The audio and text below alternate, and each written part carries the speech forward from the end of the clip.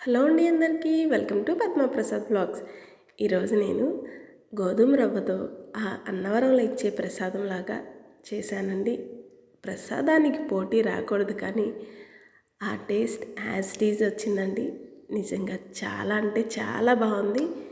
ఈజీగా క్విక్గా అంతే టేస్టీగా ఎలా చేసుకోవాలో నేను మీకు చూపిస్తాను, వచ్చేయండి.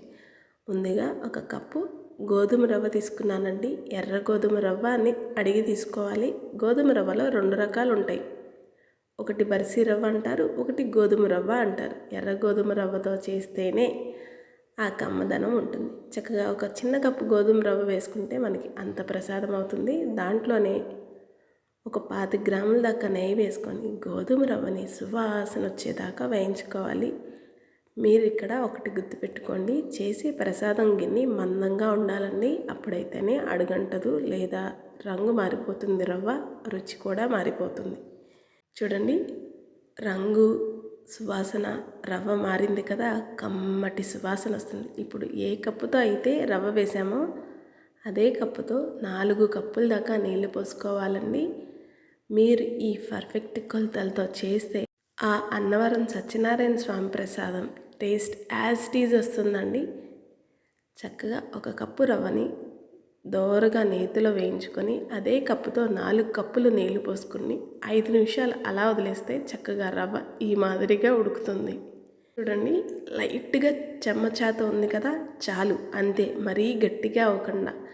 ఇప్పుడు ఏ కప్పుతో అయితే రవ్వ వేసుకున్నామో అదే కప్పుతో 2 కప్పుల దాకా నేను బెల్లం తురుము వేసుకుంటున్నాను.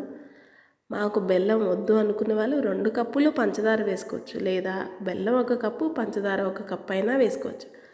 కానీ మనం అన్నవరంలో ఇచ్చే ప్రసాదం యాజ్ ఇట్ ఈజ్ ఎలా ఉండాలో అలాగే ట్రై చేస్తున్నాం కాబట్టి 2 కప్పులు బెల్లాన్ని వేశాను. అలా వేస్తే కలర్, చిక్కదనం, రుచి, కమ్మదనం అన్నీ అలాగే వస్తాయండి. మీరు నమ్మండి, ఇలా ఒక్కసారి ట్రై చేయండి, ప్రసాదం ఎంత కమ్మగా వస్తుందో. చక్కగా బెల్లం అంతా కరిగిపోయింది కదా, మూత పెట్టి లో టు మీడియం ఫ్లేమ్లో ఒక 10 నిమిషాలు అలా వదిలేయండి. పాకం చక్కగా కరిగి రవ్వ మొత్తం ఉడుకుతుందండి.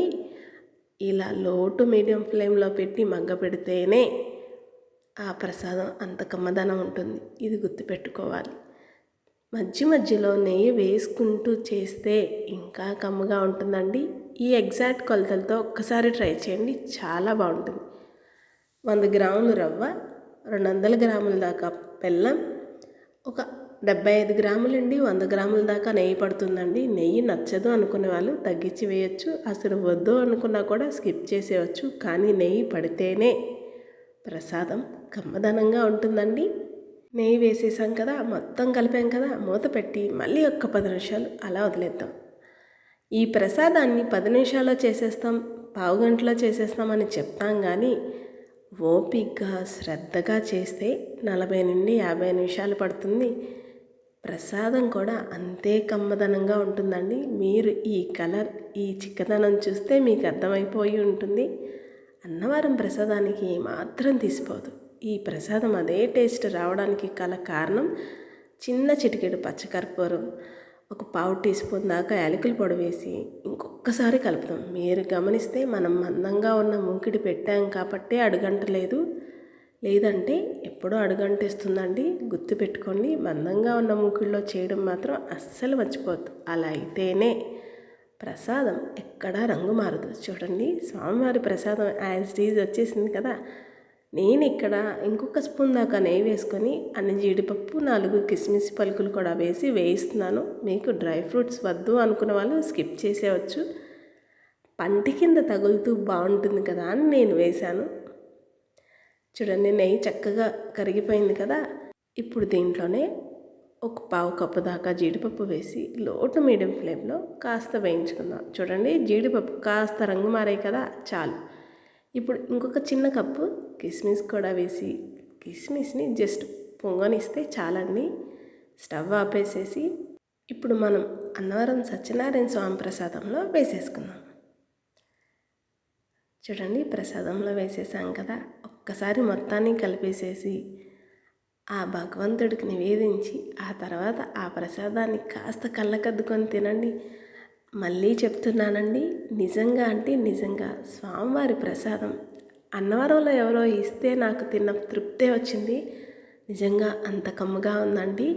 ఒక్కసారి ఇలా ట్రై చేయండి. మీరు ఎప్పుడు కావాలంటే అప్పుడు ఇలాగే చేసుకొని తింటుంటారు. నాకు చాలా ఇష్టం అన్నవరం ప్రసాదం అంటే. ఆ ప్రసాదాన్ని యాజ్ ఇట్ ఈజ్ ఇలాగే చేసుకుంటే చాలా బాగుంటుంది. మావుకి ఇంకా పల్చగా కావాలన్న వాళ్ళు 4 కప్పులు నీళ్ళు పోసాం కదా, 5 కప్పులు పోస్తే ఇంకొంచెం పల్చగా ఉంటుంది. కానీ ఇలా చేసుకుంటే చాలా బాగుంటుంది. చాలా సింపుల్గా భలే చేసేసుకున్నాం కదా. నచ్చిందండి మీకు ఈ వీడియో? అయితే లైక్ చేయండి, మన ఛానల్ని సబ్స్క్రైబ్ చేసుకోండి. అన్నట్టు మర్చిపోయాను, మీరు ట్రై చేస్తారు కదా, ట్రై చేస్తే ఎలా వచ్చిందో కామెంట్ చేయడం అస్సలు మర్చిపోవద్దు. నేను ప్రసాదాన్ని భగవంతుడికి నివేదించి కాస్త కళ్ళు కద్దుకొని నేను కూడా తినేస్తాను. మరి ఉంటాను.